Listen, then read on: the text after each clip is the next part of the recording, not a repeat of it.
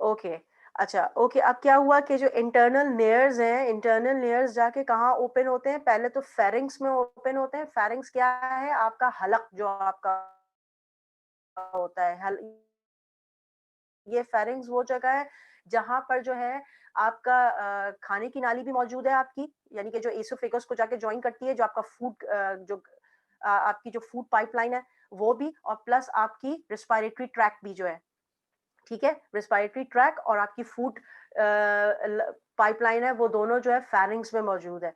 अब जो आपका रिस्पायरेटरी सिस्टम स्टार्ट होता है, वो जाके स्टार्ट होता है, जो मैंने बताया था ग्लॉटिस और एपिग्लॉटिस मैंने बताया था आप लोग को, ठीक है? ग्लॉटिस क्या है? Glottis is the opening,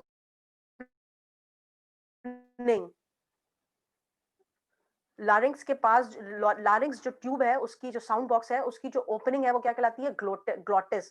glottis के ऊपर एपिग्लॉटिस मौजूद होता है जो कि फ्लिप है, एक लिड है, फ्लिप या लिड है, जिसका काम क्या होता है? जब हम खाना निगल रहे होते हैं तो ये बंद हो जाता है। एपिग्लॉटिस मैंने यही बताया था ना, it's a lid whenever we are swallowing food, जब हम खाना निगल रहे होते हैं तो क्या होता है कि ये बंद हो जाता है। किरत बेटा, ऑन योर वीडियो प्लीज। फिर इसके बाद क्या आ जाता है? लारिंक्स बताया मैंने आपको, साउंड बॉक्स, फिर लारिंक्स के बाद क्या बताया था? ट्रैकिया, विंड पाइप, ट्रैकिया बताया था मैंने आपको, विंड पाइप, ठीक है? और इसकी मैंने आप लोगों को ये एक्सटर्नल पूरी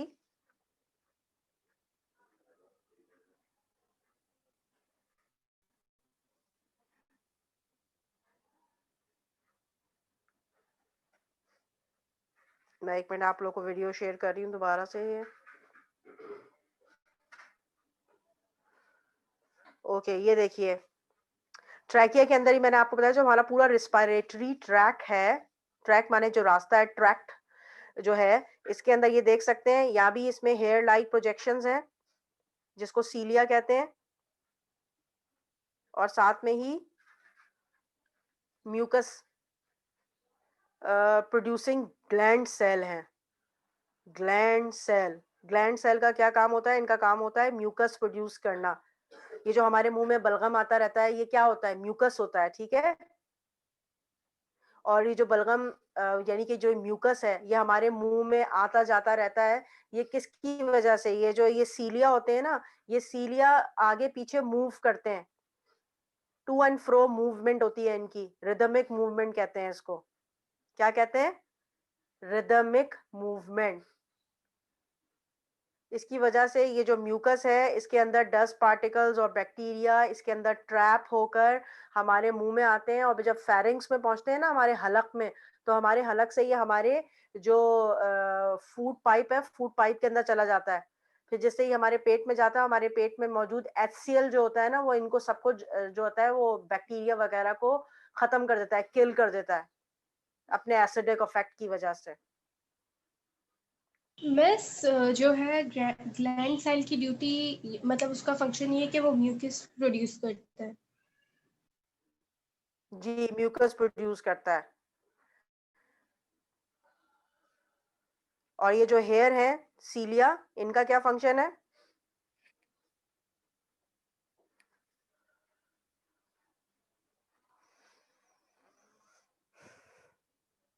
सीलिया का फंक्शन है,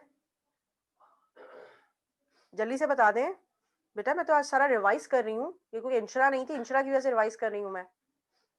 और किरत मुझे आज जवाब नहीं दे सकी, वरना किरत बहुत अच्छा जवाब देती है हर चीज का माशाल्लाह। सिर्फ किरत और इंशरा की वजह से रिवाइज कर रही हूँ। आयशा ने तो बता दिया था माशाल्लाह सब कुछ, और समीन गायब हो गई थी बताते हुए।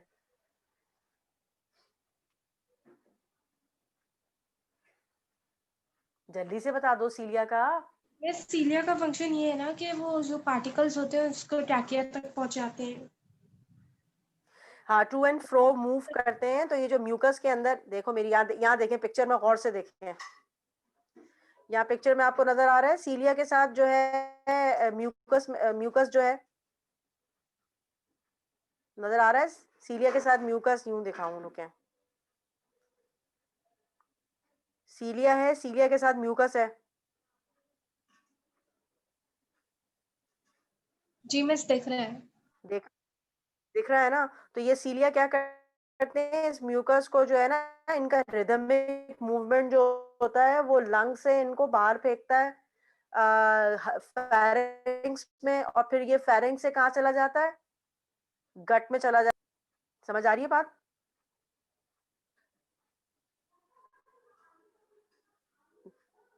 देखो एरो भी बना हुआ है, from lungs to throat pharynx.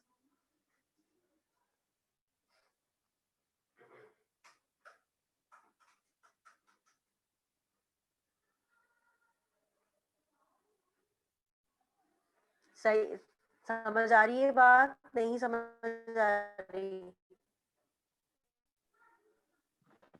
Ji miss आ रही है। चलें ओके, आगे बढ़ते हैं।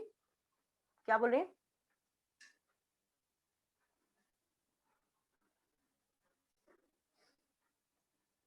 किसने क्या बोला बेटा, जल्दी बोले। ईशा कुछ बोल रही शायद।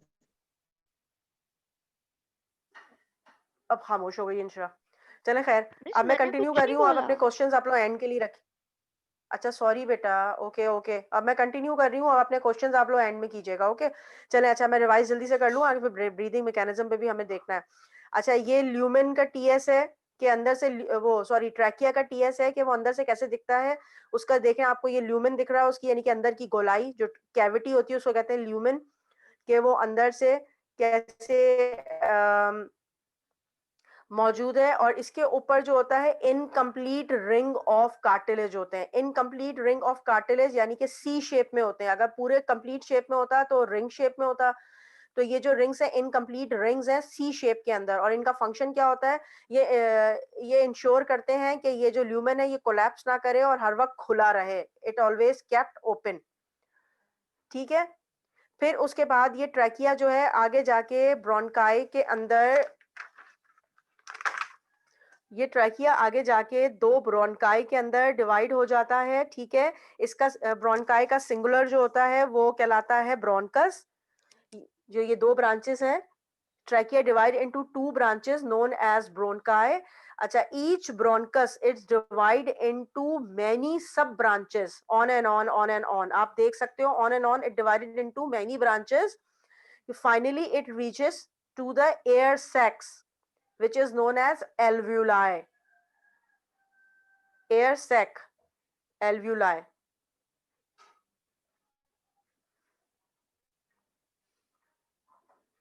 ठीक है, यहां तक क्लियर है बात?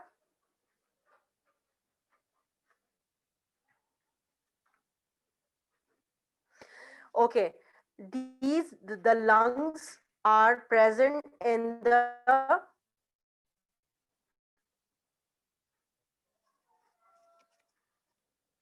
lungs are present in the pleural cavity of the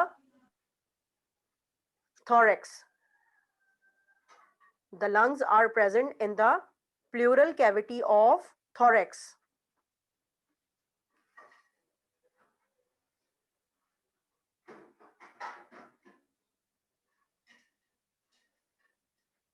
The thorax is divided, the thorax is separated from the abdomen by a muscle known as diaphragm.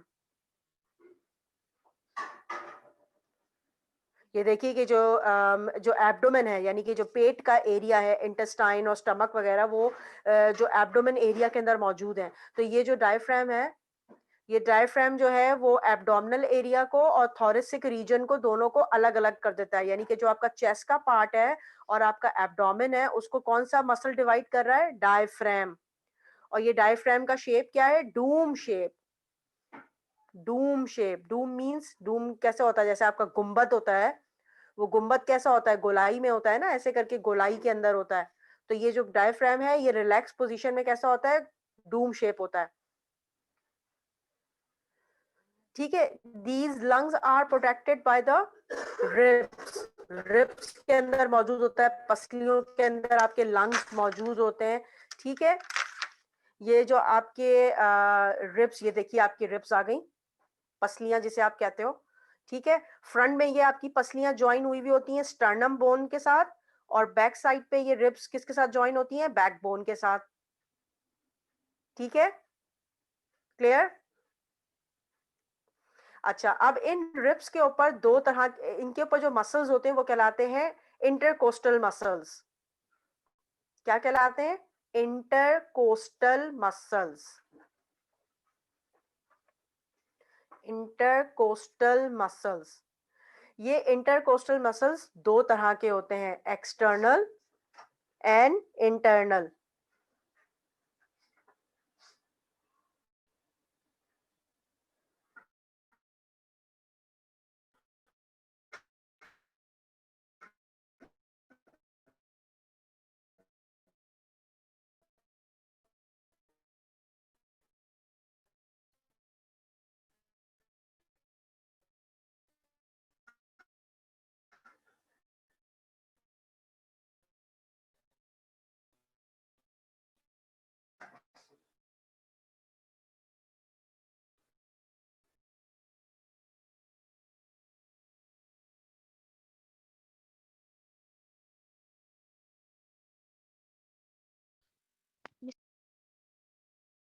क्या हुआ? मिस क्यों डिस्कनेक्ट हो गई?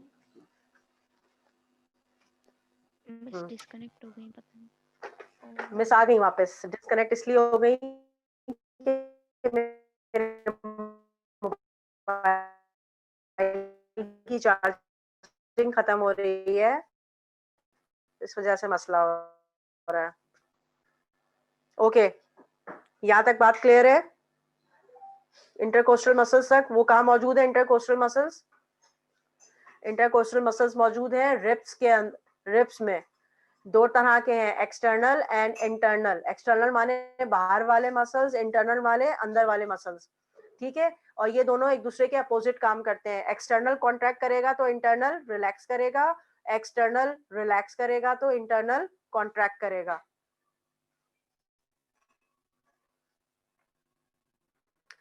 ठीक है, सामने से आपने देख लिया रिब्स जो है वो स्टर्नम के साथ, स्टर्नम बोन के साथ। और रिब्स की वर्किंग ड्यूरिंग हमारी जो सांस लेने का अमल है तो कैसे होती है? जैसे ये जो आप देख रहे हैं, rib totally rotates like, you can see the handle of this bucket. हमारी रिब्स जब हम सांस लेते हैं तो बिल्कुल जैसे ये बकेट का हैंडल होता है ना, ऊपर नीचे होता है, बाल्टी का जो वो होता है हत्ता, क्या बोलना चाहिए, हैंडल, हत्ता, ऊपर नीचे करते हैं ना, ऐसे ही हमारी जो रिब्स है ना, ये जब हम सांस लेते हैं तो हमारा जो रिब्स होती हैं ये ऊपर आ जाती हैं, तो हमारी जो थोरेसिक कैविटी है उसके अंदर जगह बन जाती है, और ये जो हमारे लंग्स हैं इसके अंदर हवा भरने लगती है। ठीक है, समझ आया रिब्स की वर्किंग कैसी है? Just like the handle of the bucket. और जो हमारे मसल्स हैं उनकी अरेंजमेंट देखें ऐसे होती है रिब्स पे। जो ये लाइंस जा रही हैं ये हमारी क्या है? ये हमारी रिब्स है, और एक्सटर्नल इंटरकोस्टल मसल्स जो है उनके दरमियान ऐसे मौजूद है। ये पेज नंबर 172 पे जितनी डायग्राम्स हैं ये आप लोगों के लिए बहुत इंपॉर्टेंट है पेपर पॉइंट ऑफ व्यू से।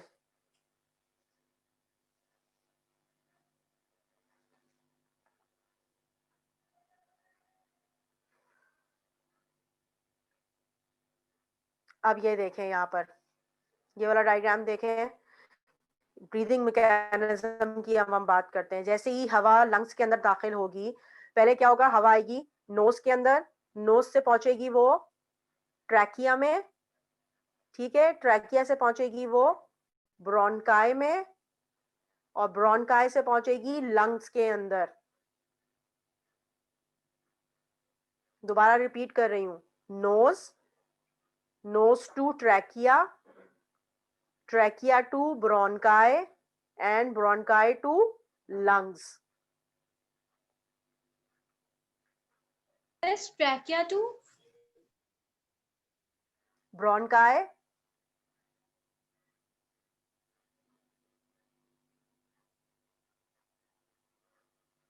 ब्रोंकाई टू लंग्स, ठीक है।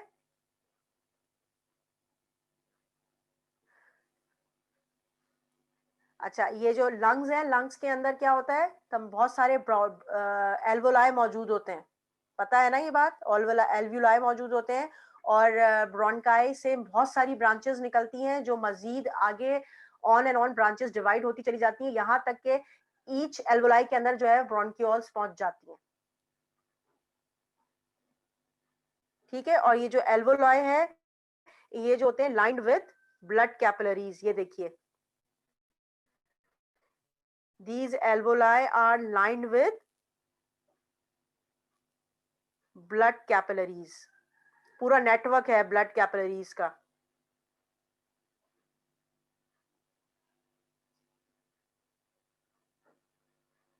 पेज नंबर 173 पे ये डायग्राम मौजूद है,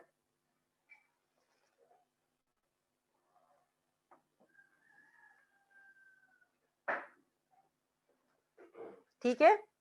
यानी कि एक एल्वुलाई जो कि माइक्रोस्कोपिक इन नेचर है, उसके अंदर देखें कितनी सारी ब्लड कैपिलरीज उसके इर्द गिर्द जा रही हैं।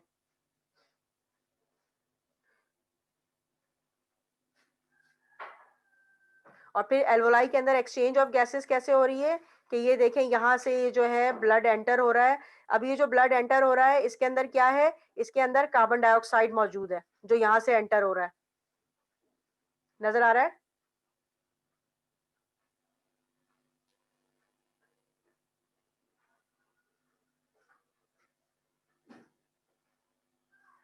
ये देखें, यहां से ब्लड एंटर हो रहा है।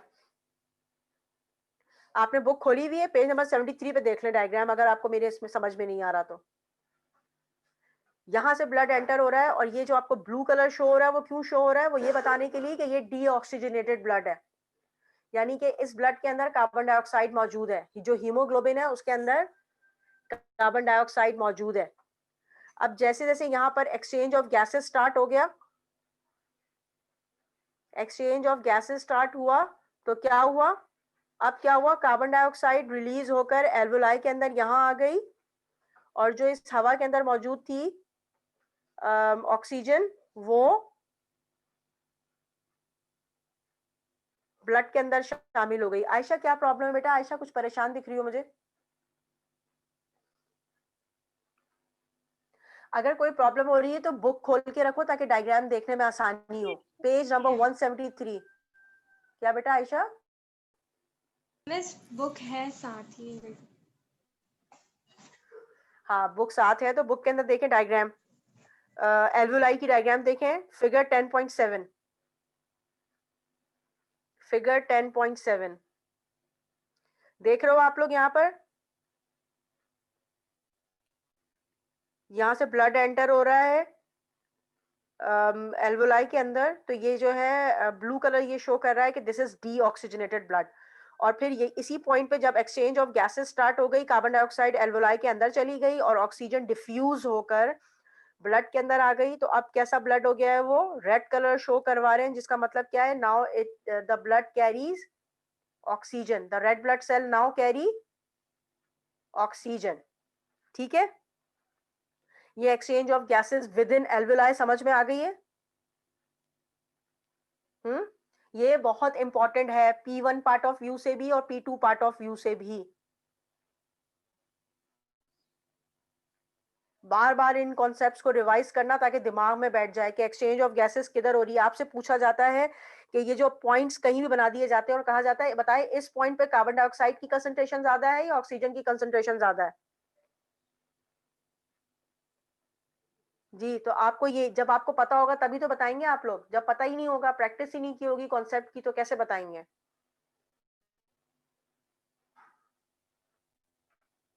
अच्छा, और एक मैंने अच्छा पहले मैं ब्रीथिंग मैकेनिज्म पूरा कर दूं, फिर मैं आप लोगों से कुछ सवाल पूछूंगी। मैंने आप लोगों को कहा था रट्टा लगा लीजिएगा इंस्पायर्ड एयर और एक्सपायर्ड एयर का, रट्टा लगा लिया।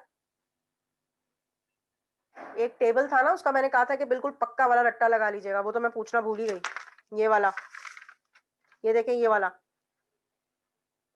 आई ask you people to learn it by heart, बहुत इंपॉर्टेंट है, P1 के अंदर बहुत ज्यादा आता है ये।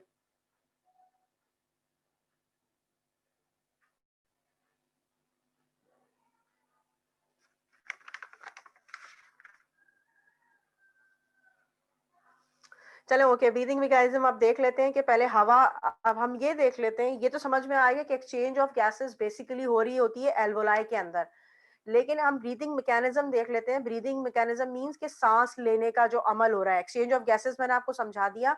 अब यहाँ पे हम देखते हैं कि लंग्स की, रिब्स की सिचुएशन क्या होती है, मसल्स की सिचुएशन क्या होती है।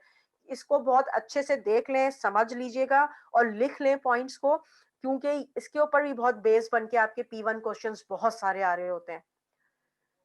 और क्वेश्चन ही आपका ऐसा आता है कि describe the breathing mechanism in human, तो इसको अपने ओन वर्ड्स में अच्छे से लिख लीजिएगा, या आज के जितना मैं और ब्रीदिंग मैकेनिज्म दी, क्या सॉरी रिपीट क्वेश्चन कर दें प्लीज, ये कॉपी में लिख लूंगी। बेटा, describe the breathing mechanism in human.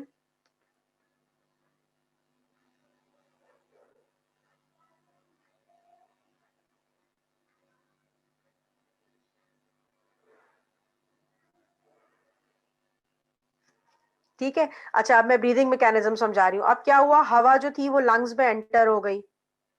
Lungs में जब एंटर होती है तो हम देखते हैं कि सिचुएशन क्या है। आपका जो है डायफ्राम कैसा हो रहा है, आपके जो है रिब्स की पोजीशन क्या है। तो ये आपके ब्रीदिंग मैकेनिज्म में आते हैं। जैसे ही आप सांस, हवा लंग्स के अंदर जाती है तो क्या होता है, जो आपके रिब्स हैं वो एक्सटेंड हो जाती हैं और रेज्ड हो जाती हैं। रिब्स एंड स्टर्नम रेज्ड, ऊपर की तरफ आ जाती हैं। क्यों? क्योंकि जैसे जैसे लंग्स के अंदर हवा भरने लगती है तो वो प्रेशर एक्सर्ट करता है और रिब्स और स्टर्नम जो होते हैं वो रेज हो जाते हैं। बिल्कुल ऐसे ही जैसे जो ये बाल्टी का बताया था ना, कि ये जो बाल्टी का हैंडल है वो कैसे ऊपर आने लगता है, बिल्कुल ऐसे रिब्स ऊपर आ जाती हैं।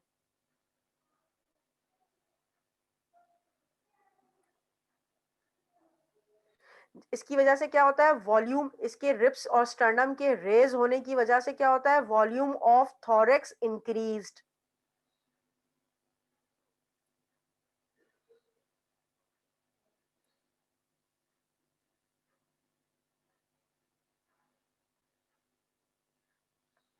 वॉल्यूम ऑफ थोरेक्स इंक्रीज होने की वजह से क्या होता है, ये जो डायफ्राम जो पहले के डूम शेप में होता है, ये कॉन्ट्रैक्ट हो जाता है और नीचे की तरफ डिप्रेस होने लगता है। Diaphragm contracted and depressed. और ये जो मैंने आपको बताया कि रिब्स जो है वो रेज होती हैं, वो रेज कैसे होती हैं, जो एक्सटर्नल कोस्टल मसल्स हैं वो कॉन्ट्रैक्ट हो जाते हैं और इंटरनल कोस्टल मसल्स जो है वो रिलैक्स कर जाते हैं, तो रिब्स जो है वो रेज हो जाती हैं।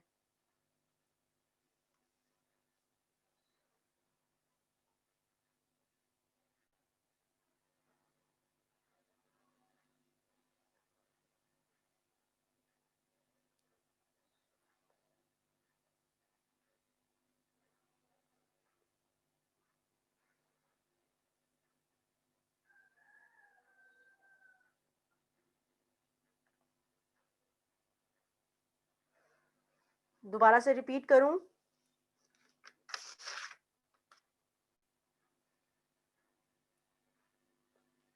पेज नंबर 171 पे आइए आप लोग, ब्रीदिंग मैकेनिज्म देखें, इंस्पायरेशन और इनहेलेशन। बुक है सामने रखी हुई, पेज नंबर 171 पे आ जाएं।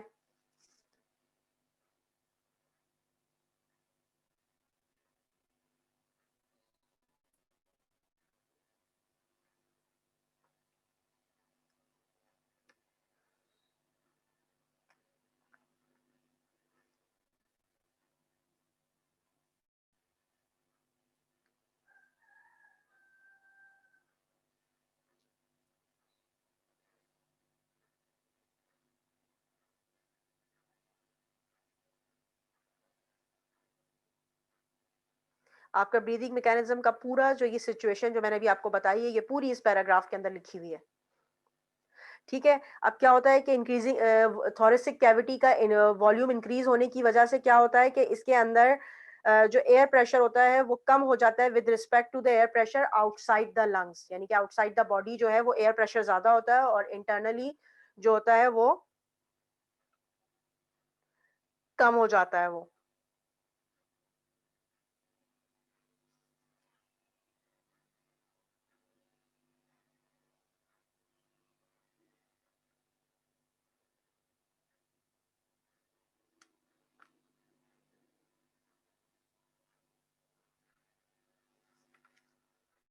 ठीक है, अब क्या होता है कि जब इनका थोड़ा इसका जो है लंग्स एक्सपेंड हो रहे होते हैं, तो फिर फाइनली क्या होता है, ये जो एयर है वो एल्वोलाई के अंदर पूरी फिल अप हो जाती है, ठीक है?